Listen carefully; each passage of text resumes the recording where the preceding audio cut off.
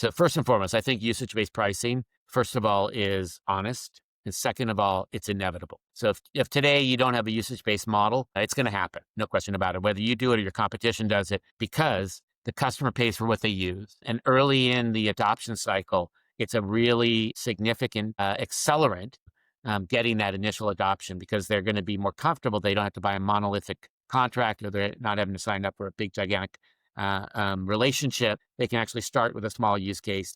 And if it succeeds, paying, and maybe they pay a little more than they wanted to because they don't get the great discounts, or they have to pay for the overusage that occurs above what they originally anticipated. But we have parallel incentives now. We're working together to get to the bigger numbers.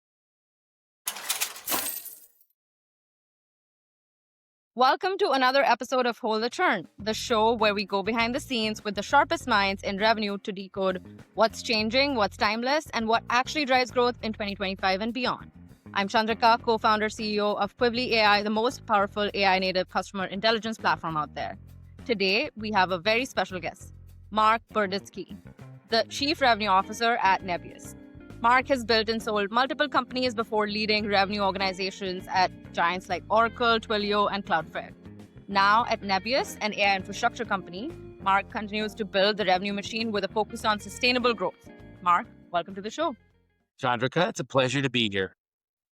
And thank you for the generous and really nice introduction. My career has been actually a little broader than the summary that you provided. In the first half of the career, this is the part where you have to go to the second page of the LinkedIn profile. Those of us that have been around for a lot longer have that second page. First half of my career, I actually spent it starting 4 companies, typically in a CEO or principal leadership position. I had the good fortune of selling 3 of them, one to Oracle. That's how I ended up at Oracle, as Chandrika shared just a little while ago. One to Twilio, as well as earlier in my career, one to Cisco. In my second half of my career, I had the good fortune of following my experience at Twilio into a go-to-market leadership role, where I had the opportunity to scale a really significant business on a foundation of extraordinary technology that we were delivering there at Twilio. And then following that, I spent a couple of years at Cloudflare, helping them to re-accelerate their go-to-market model. And then most recently, I've joined probably the most exciting company in my career, Nebius, which is ignited by the extraordinary activity that we now have these days around AI. Marc, tell us what has you excited about Nebius so much? Oh gosh, that's like that's like a wonderful question. Well, first of all, we all should be excited about AI. If we're in the tech industry or we're looking to be a part of the tech industry, AI is the biggest wave. I don't need to tell anybody. You can go Google it, run any one of your Gen AI tools. You can see that the adoption, growth, and already significant success signals are indicating that probably the most transformative wave in tech is AI. What Nebius does is that they're delivering an AI infrastructure that is not limited any specific technical, functional, or vertical category. Nebius is actually providing tooling and capabilities for the AI engineer to conceive a model, optimize that model, deploy it into production, and support the inference as people utilize their models. So what we have today are some of the most and exciting AI startups, many of the high scaling AI companies, and then most recently, we're starting to get adoption by the biggest software vendors and enterprises around specific use cases. So as a platform, we map to the full potential market for AI today, and my confidence is into the future. I feel that what we're doing at Nebius is we're building an iconic company that is going to be here for the duration and be an important part of AI infrastructure. That's super exciting. And to be leading a revenue team at a company like that must be both challenging and rewarding. Thank you for sharing that with us, Marc. My pleasure. My pleasure. My first question is, Marc, you have such a unique background as someone who's been a founder before and now wearing the Chief Revenue Officer hat, has worn that hat at multiple companies. How's your experience of building and selling your own companies informed your approach to scaling revenue teams at these fast-growing startups? Okay, so it's actually a really interesting question, and I'm going to take it in a slightly different manner. Having been responsible previously for owning all of the levers, So making and selling product has given me a, let's call it a general manager perspective around the entire P&L of the business. And what I have realized, especially in the last decade or so, is that the market has moved from a, let's call it sales manipulated to a product led mentality. And I don't just mean PLG type product led. I mean the way that people think about buying something, whether it's a B2B technology product or you're looking to buy a consumer product. As a matter of fact, this morning, my wife is trying to buy a mattress topper for our daughter who just went away to college. And what do you do when you're making that kind of a decision? You don't just go on Amazon and pick the highest rated one. You're doing research. You're actually reading the ratings. You're going to third party sites. You're looking at brands that you trust. You're reading about consumers' experiences on Reddit. You build an understanding, then you pick the commercial fulfillment. Same thing's happening in B2B technology. So what's really informed me from my startup days, having hands-on experience in the selling experience, and then my more recent half of my career being in a more go-to-market leadership role, is that we are here ultimately in service of product. We're not able to just use our marketing levers to get a customer to come on board. We have to have true, genuine innovation that we can present as having legitimate value propositions that actually end up impacting the customer in a way that helps them to accomplish their meaningful business objectives. So I have, as a result, in my go-to-market leadership experiences, applied that sort of comprehensive approach that we ultimately are an extension of the product organization and as an important part of the way that we drive adoption individually with customers and then in aggregate across the market. Got it.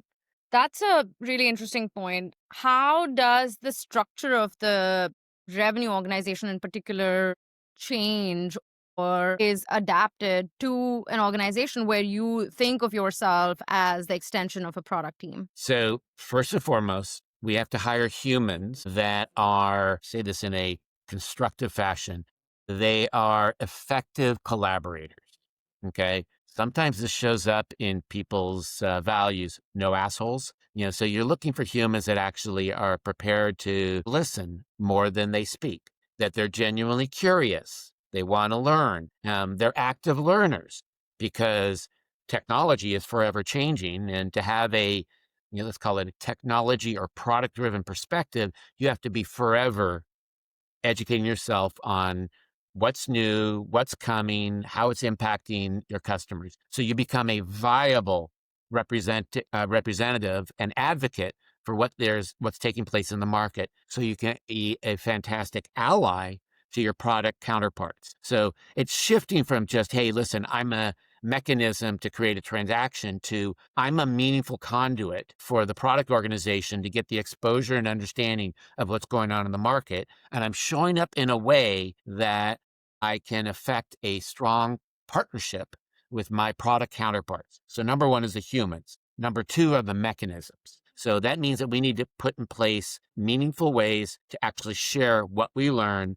that allows our product counterparts to apply it when we're thinking about where our gaps are, where our opportunities are, where there's the potential for innovation. Those mechanisms come in several varieties. It really depends on the structure of the organization, but I can tell you a few that we've used in the past. An example that I think touches the notion of preventing churn is putting in place a really effective mechanism for customers to share with us whether or not they're having successful interactions. One of my colleagues when I was at Twilio did a fantastic job of putting in place a touch point survey system.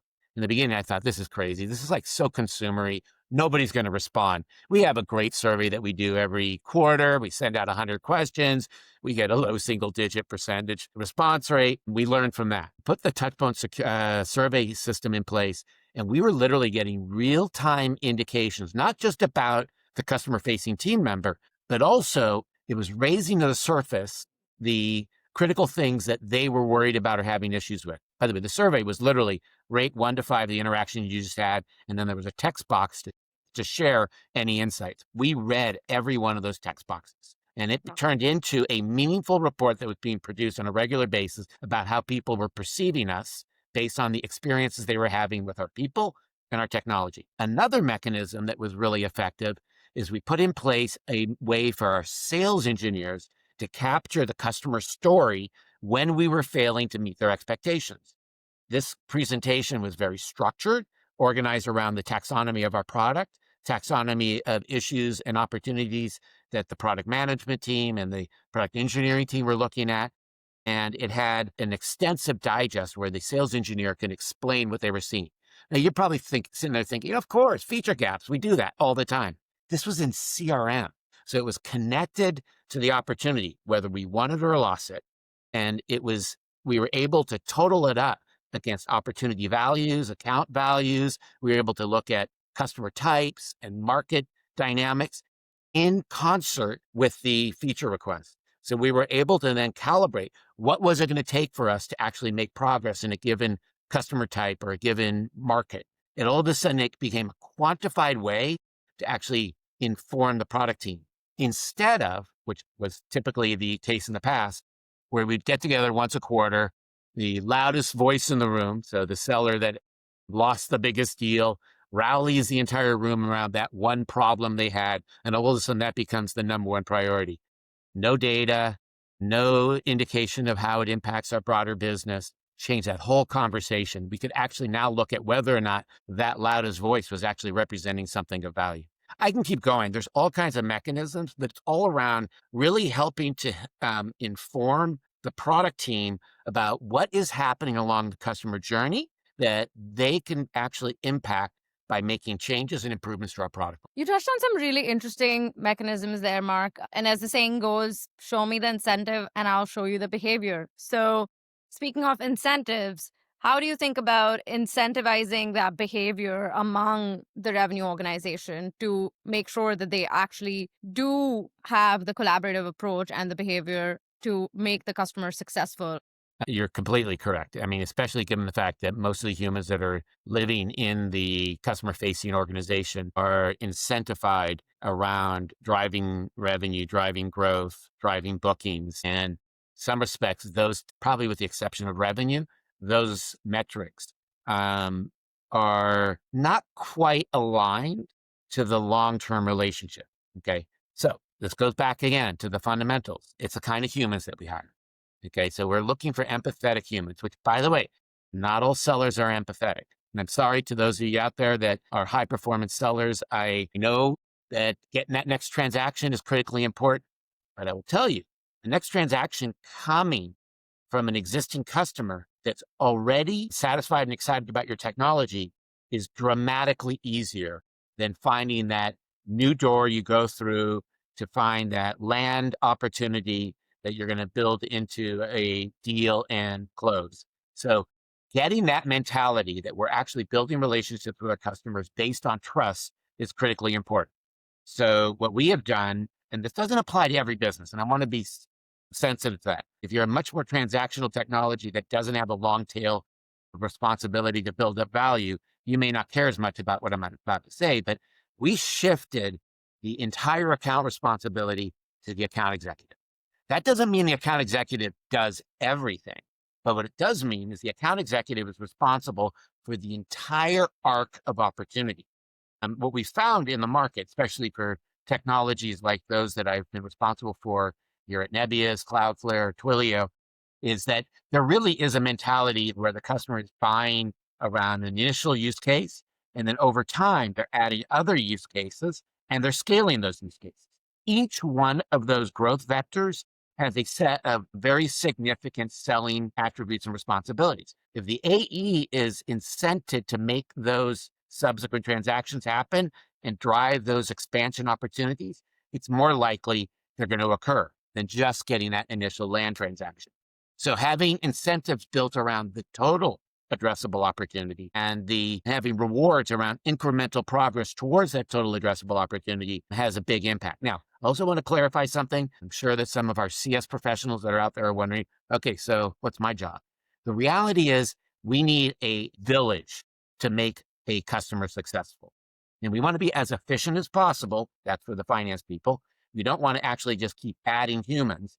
We want to make sure that incrementally adding humans has a greater incremental value being created. So that means our AE may own the account. My expectation is they're orchestrating the collective capabilities of the company into the account. That shows up in the form of my CS partner participating at the appropriate time to understand customers' objectives. And then as we move into the implementation phases, being a partner to see that successful, and then taking responsibility as we have engagement post sales to make sure that we're delivering as expected. All the time, keeping my AE informed, pulling them in at the appropriate time, assisting where needed when the AE is opening a new door to share the success that we've had, working as a team to make sure that we're ultimately accomplishing the customer's objectives, which then translates to us accomplishing our objectives around winning the majority of the total addressable opportunity. Yeah, that's a fascinating point, Mark, around especially making sure that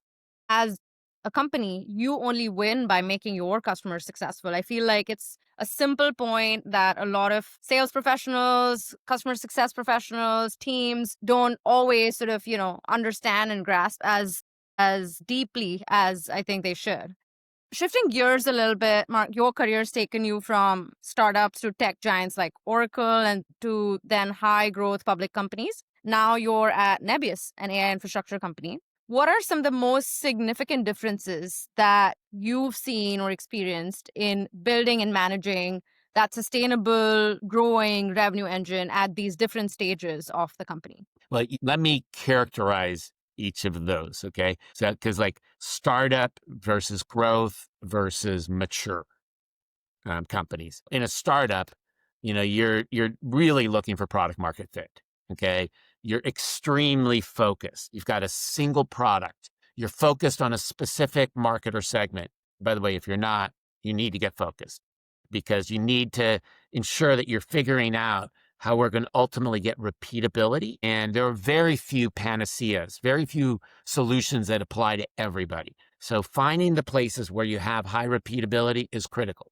And once you get a transaction, you're focused on ensuring the customer ends up deriving the value, and you are ensuring that when renewal comes, it's coming for good reason, so that we're able to then turn around and say, we have defended the value, so that we can actually apply that against the next transaction. It's very serial and very linear. When you get into a growth phase, it moves from serial and linear to parallel and multi-branched in the way that you could potentially apply our execution. So you're no longer just looking for that repeatability. You're now looking for, instead of product market fit, you're looking for go-to-market fit. Okay. You're looking for what does the customer journey look like across multiple markets and multiple segments. So you now have a multi-pronged approach in terms of the kinds of customers you're approaching, whether they're small, medium, or large, what verticals they're in. You're also potentially looking for multiple value propositions. So a specific use case in a specific line of business, is it repeatable in another line of business? You might also be selling multiple products. So now you're going from one product to multiple products and where they fit across the customer journey. So now you're actually cross-selling, plus looking for expansion throughout that customer journey. Doing that in a profitable and scalable way is what's going on during the growth phase. So you have to become really methodical. You have to have the proper tooling, the proper data, so that you can actually drive an efficient and cost-effective go-to-market machine. So now you're dealing with a whole order of magnitude of operational complexity that you didn't have previously. Now, moving to the mature company, the Oracles, different ballgame. Now we're in the world of optimization. Okay, you have all the tooling I mentioned in the growth phase, but now we're looking for ever-improving efficiencies. Where can I get leverage? Where can I get 1 + 1 = 3? You're no longer really growing, and I hate to say this, and I'm sorry to the Oracle folks, but you're not growing based on innovation. You're actually growing based on commercial models. You could see it as an example, like when I compete with AWS, 9 times out of 10, the reason we lose is commercials. It's not the technology. And the reason is that they have this big commercial relationship. You're already buying hundreds of other things from them. Adding one more thing, it's way easier with AWS than it is creating an entire new commercial cycle with a new innovative company. So the way that they end up growing is very different. They don't grow by building a new product. They grow by acquiring the competition, market share, and acquiring the adjacencies. So consider that the innovation engine. And instead, what we're doing is figuring out how to make those acquisitions successful. So very different models, and you can see them actually showing up when you look at companies in each of the categories. It's so interesting how the approach has to change so much depending on the stage of the company. This makes me think about your time at Twilio, Mark. You were part of the journey to a successful IPO and scale the company to what, $4 billion in annual revenue? Is that That's right? that's correct. Annualizing at 4 billion. That's right. Yeah. Uh, what were the key challenges and sort of most surprising learnings? If you could share some examples from your time at Twilio when you were scaling the company to $4 billion in analyzed revenue, what were some of the surprising learnings that you got through that experience? Scaling's hard. Okay. By the way, your finance team will do a really good job of showing how easy it is on a spreadsheet. As a matter of fact, in many respects, spreadsheets have probably done more harm than good when it comes to actually figuring out reality. Now, reality is bottom up. Spreadsheets are top down. We need both, don't get me wrong, but you really need to look at the bottom up.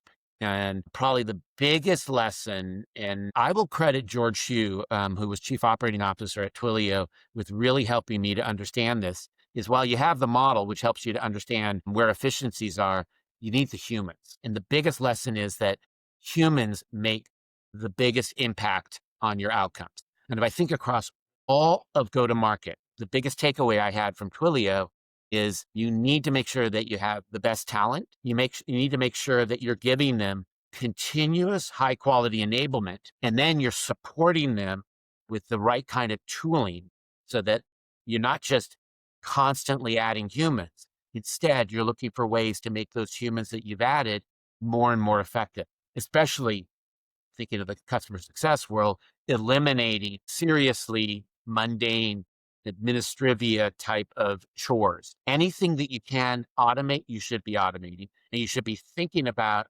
that the fact that it impacts the outcomes of your customers and the experiences they're having if they're not getting the responses on time in the way that they expected. So being able to have the right humans, being enabled properly with the right tools. So, across a lot of the responses, Mark, the theme I'm picking up is hiring the right people is critical, enabling them with the right tools, and making sure they're focused on understanding the customer journey and the go to market strategy of the company is absolutely critical. That's So, correct.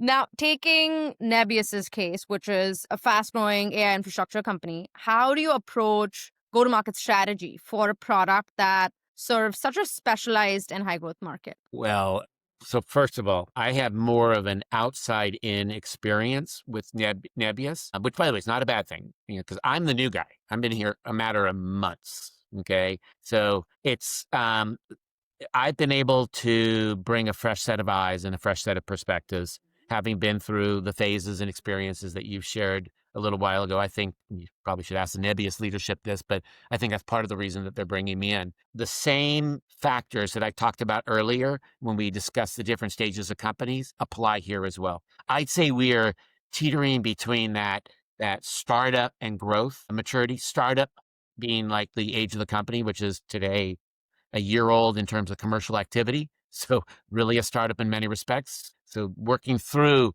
those early stage product market fit, repeatability, getting in place playbooks and methodical approaches, getting the right tooling in place. At the same time, we're scaling. So recognizing the breadth of the market, which is already showing up in our results and our projections. So being able to build a revenue machine like I just described is what we're in the midst of. So I would actually probably say to you, yeah, specialize. And I also mentioned earlier, why Nebius? Horizontal. So there's a huge amount of opportunities. We're getting focused around the ones where we know we can actually win and where we know where we can actually scale. So if you go look at real adoption today in the market, which by the way is easier to convert than going and creating demand. So where there's real demand, it's with the foundational models. It's with the AI native companies that are building the next generation of fill in the blank. Some of those are model builders, which are awesome opportunities for for Nebius. Some of them are in the phase of actually deploying and operating a scale AI business. Again, awesome customers for Nebius. We're also seeing adoption starting to take place with major software vendors, companies like Shopify or Cloudflare. Again, awesome opportunities for Nebius today. Now, if that's where we set the table and we were done, we'll probably build an okay business. But we need to actually build a business around where the market is going.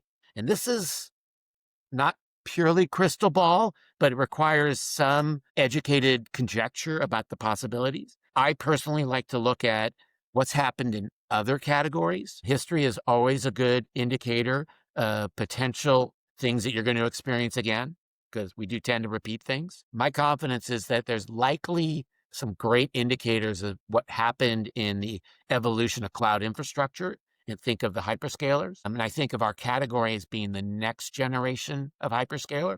So my assumption is that we're going to see enterprises adopt first through software vendors, which is already happening through the ServiceNows and the Salesforces, et cetera. In the fullness of time, which in this market is probably 2 years, you're going to see a high degree of adoption amongst enterprises. They'll be looking for ways to not just make their businesses more resilient or efficient. They're going to be looking at relevance.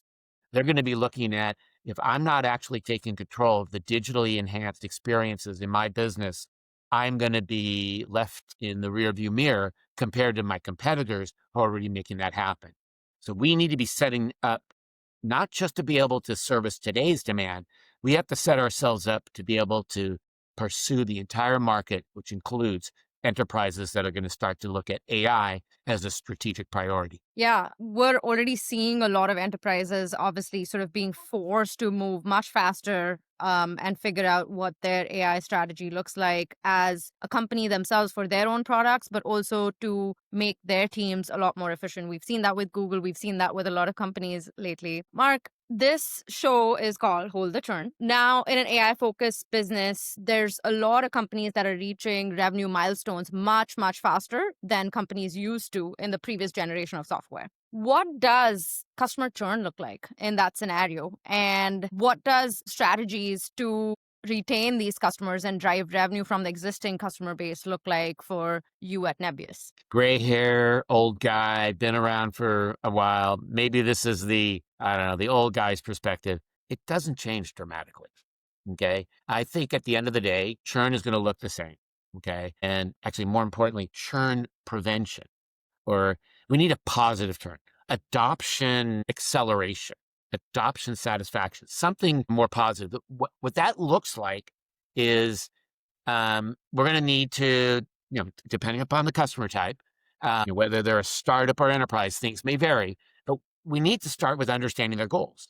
I'll tell you, churn prevention, actually the adoption acceleration catalysts oftentimes are visible and understood way early in the sales cycle. Why are they buying this? What is motivating them? And I don't mean the bits and bytes of it. I mean the customer's business impacting reasons.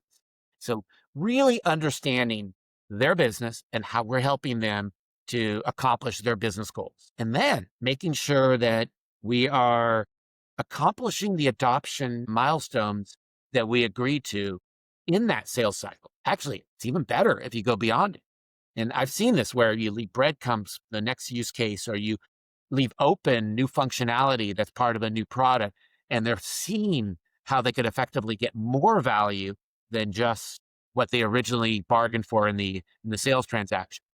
But the real important thing is to make sure the value is being realized, and then to be partnering with them to uncover the next set of value creating opportunities within the organization, which then turns into additional commercial opportunity. All too often, and I've seen this multiple times, companies I've worked for, companies we've acquired, after the transaction behavior is very different.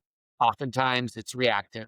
Sometimes, actually, a lot of the time, it's too late. Once somebody's unhappy, turning that around is going to require you to spend more money, take a discount. So now you're actually experiencing a decline in the spend. And then you may not even be set up for any of the expansion that you go for.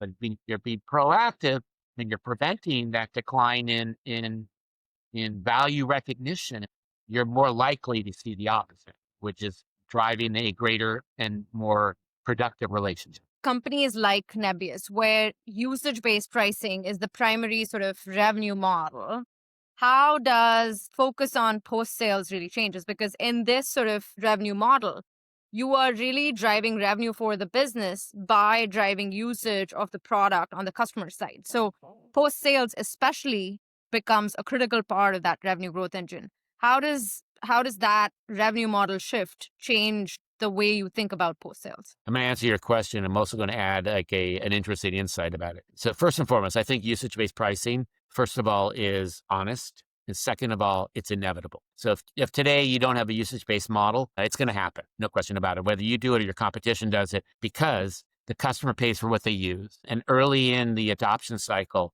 it's a really significant accelerant getting that initial adoption because they're going to be more comfortable. They don't have to buy a monolithic contract, or they're not having to sign up for a big, gigantic relationship. They can actually start with a small use case. And if it succeeds, paying, and maybe they pay a little more than they wanted to because they don't get the great discounts, or they have to pay for the overusage that occurs above what they originally anticipated. But we have parallel incentives now. We're working together to get to the bigger numbers. It was a huge benefit at both Cloudflare and especially at Twilio.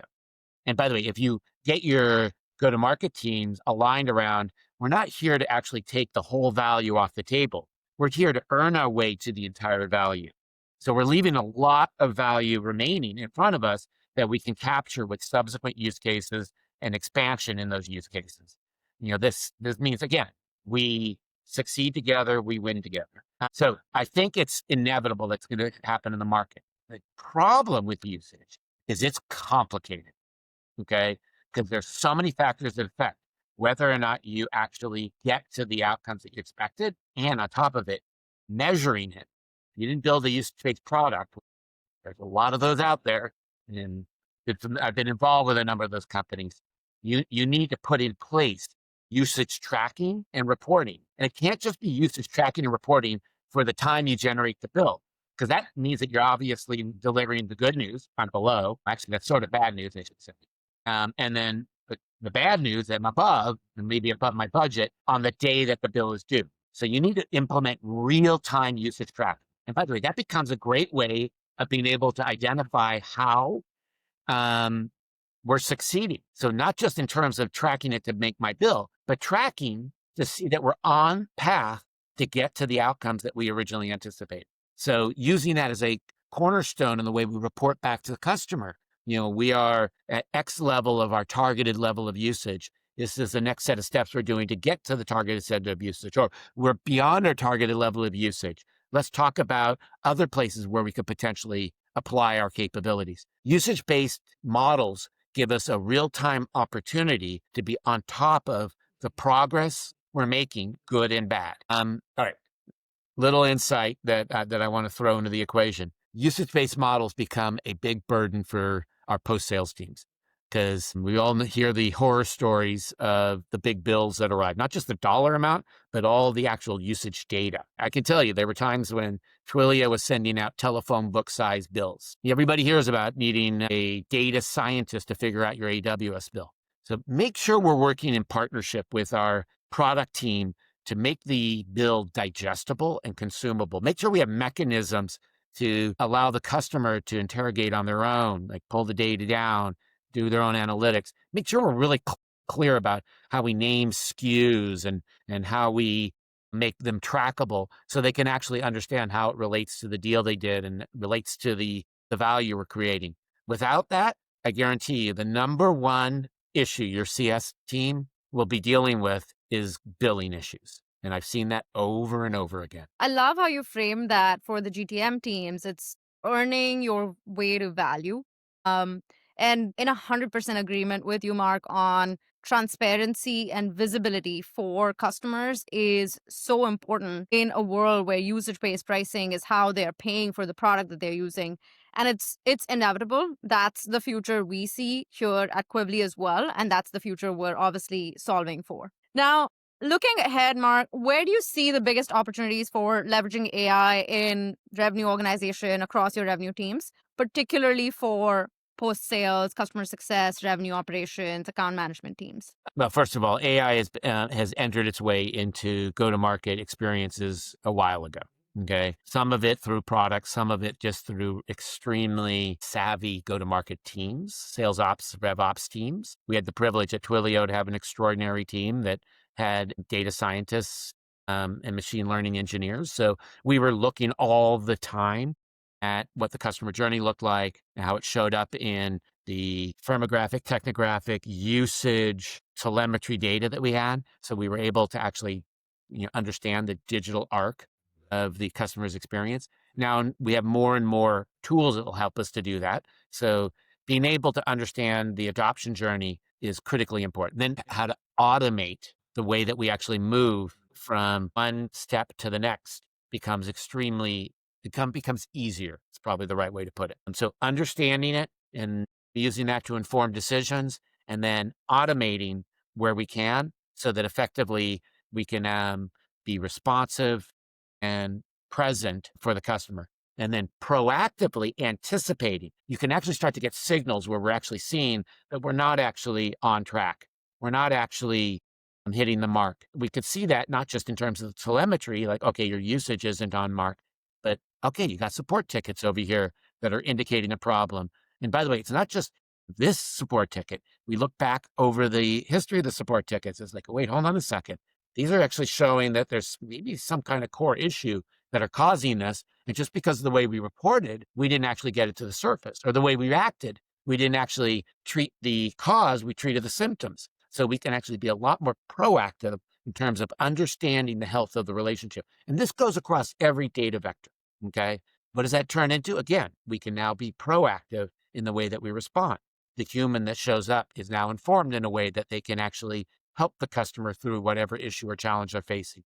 The human is also able to share what they think are good next steps. Great example is building maturity models. So we did this, had a phenomenal CS leader in a previous organization, and she came to us with this notion that if you had a concrete understanding of the customer, their industry, and based on the size and geo they're in, and compare them to their peers, you're able to show them their relative maturity. And this becomes a mechanism to show them what they can be doing to get better like their counterparts in their industry. That maturity model in the beginning starts on the machine learning level. It gives us the data, the reporting. Now we can use that to become proactive, share it with the customer, and we can automate it. We can actually help them with advice and guidance about how they can actually progress to the next level, hopefully doing it in a way that continually increases value for the customer. All of what I'm describing is driven off of AI. Yeah. Um, the use cases that we're seeing across organizations that we're working with are also super fascinating. It makes us move on our product much faster, and like really accelerates the way we're thinking about building the rest of our product platform. Mark, what's your personal favorite AI tool that you end up using a lot in your personal life and at work, or either of them? First of all, I'm not a paid representative. I pay for this product out of my pocket. I've said this now, I think 3 times in the last week in different public venues, because this seems to be a very popular question. So I'm going to give you a backstory first. This company has a really nice adoption model, and I'm sure that their competition does too. I haven't looked at any of the competition, and I'm actually sort of victim to the sort of standard market behavior of adopting the first one that you come across. I'm on a board with some great board members, and we had a meeting one day, and I couldn't join. One of my colleagues afterwards sent me this brilliantly summarized, organized overview of the meeting that took place. And he said, very simply, "Let me share my granola with you." I'm like, what? What's granola? And by the way, I'm now feeling like I'm giving a product endorsement, but hey, it's heartfelt. I got the summary, read it. It was extraordinary. I started using the tool. I use it all the time. By the way, it's not on right now. I use it in order to keep track of things where I want to be present. I want to have a conversation. I don't want to be typing or writing. It does a really good job of summarizing those interactions and then making them consumable in post-meeting circumstances, whether I need to look things up or I want to share them, combine them into a new set of insights. Yeah, it's been a productivity enhancer for me, and I'm going to throw a added value on top of that. I'm getting up in age. I'm 62 years old. I'm not as good at remembering every single detail like I did 10, 20 years ago. Yet granola makes me feel like I have access to all those details, maybe not immediately at my fingertips, but pretty quick thereafter. So my answer to your question is granola, and a big shout out to the granola team. And by the way, I've never spoken to any of you. Thank you for a great product. Make sure to tag the granola team in the podcast, and hopefully they see the endorsement and how loved their product is across folks like yourself. Yeah. Well, thank you for that. And thank you to the granola team again. We're reaching almost the end of the conversation here, Marc. I have a couple more questions. So when Nebius announced that you were joining them as the CRO, they published a blog post. In that post, you described Nebius as the best kept secret in AI. What has been your take on shifting that narrative, or, the most important factor you think in accelerating companies' growth and change that narrative of being the best kept secret, especially as a CRO? So again, that's like not that long ago. Okay? I'm still the new guy. In many respects, probably have more imposter syndrome feeling than anything else. It hasn't changed, but what we have done to change it, and I am seeing results in a meaningful way, is shifting from reactive to proactive. Okay. What you have to understand, Nebius has amazing technology. This is not a sales pitch. Our customers tell me it every day. I was on the phone with a CTO of a big software vendor a couple of weeks ago talking about their next expansion in our relationship. And I asked the question, why? By the way, that is such a powerful question. And by the way, there's no wrong answer. There's just information. What he told me was his engineers like our tooling and experience better than, and he had a couple competitors that they were working with or have worked with in the past. And because of that, he is prioritizing us as their supplier of choice because we are meeting the AI engineer where they are as they are. We're setting them up for success. He explained back to me, and by the way, his words and his understanding of the value proposition. So that simple question of asking why needed to be added to a lot more of our interactions. Okay. We were very reactive. We have amazing technology. People were coming to us, a lot of them AI startups, some of them scaling AI companies. In my own estimation, we were probably seeing 2% of the market. And I could do that just by adding up the externally visible adoption that's occurring in the spend that's going on with AI infrastructure. So to get to the rest of the market, we need to be more proactive. So when we have an interaction, asking why.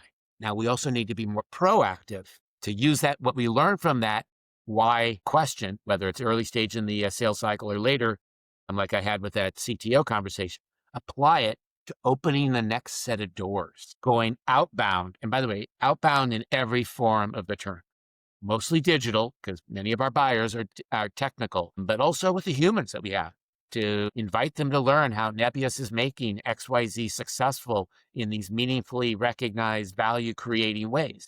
So shifting from reactive to proactive. And that, by the way, showed up, and this has to do with a question you asked earlier. We had to shift the incentives we have, and we had to shift the way we thought about what we're generating. So we went from revenue focus to also bookings focus. And with that, as a result, we have multiplied our pipeline because now we're talking to customers from what we're learning about the question why, about their next set of use cases, their next set of requirements. Help us to not just deal with today's need. How can we plan for the future? Like, when is your model shifting from testing and optimization to deployment? In deployment, how are you servicing inference? And by the way, what kinds of customers are you going after? And what are the markets that you're in? So we can actually move from serving today's needs to actually building a partnership around your future needs. That shift has just started. It's having impact in terms of the pipeline. We'll have to get together again down the road. And you can ask me whether or not it paid off as I anticipated. My suspicion is very high. This has been fantastic. Are there any questions or topics that you were hoping we would get to that we haven't yet? You cut across so many fields in such a genuine and thoughtful way. I don't think we missed anything. I think we got to the four corners of what's appropriate for our conversation today. So thank you for the great conversation and the very thoughtful questions. I learned so much from this, Mark, and I'm sure our listeners learned a ton too. Where can they reach you? Where can they find you? The easiest way to reach me is to reach out on LinkedIn, which I suspect we're going to have some, sharing of this this Absolutely. podcast. Yeah. So please feel free to direct message me. I get on LinkedIn on a regular basis, and I'm always available, and I will respond and see if we can help you or explore whatever curiosity you have. I find that those interactions end up teaching me as much as what I end up sharing with you. So I welcome them openly. Thanks again for an incredible conversation here, Mark. And thank you folks for hanging out on Hold the Churn. See you in the next episode. Bye.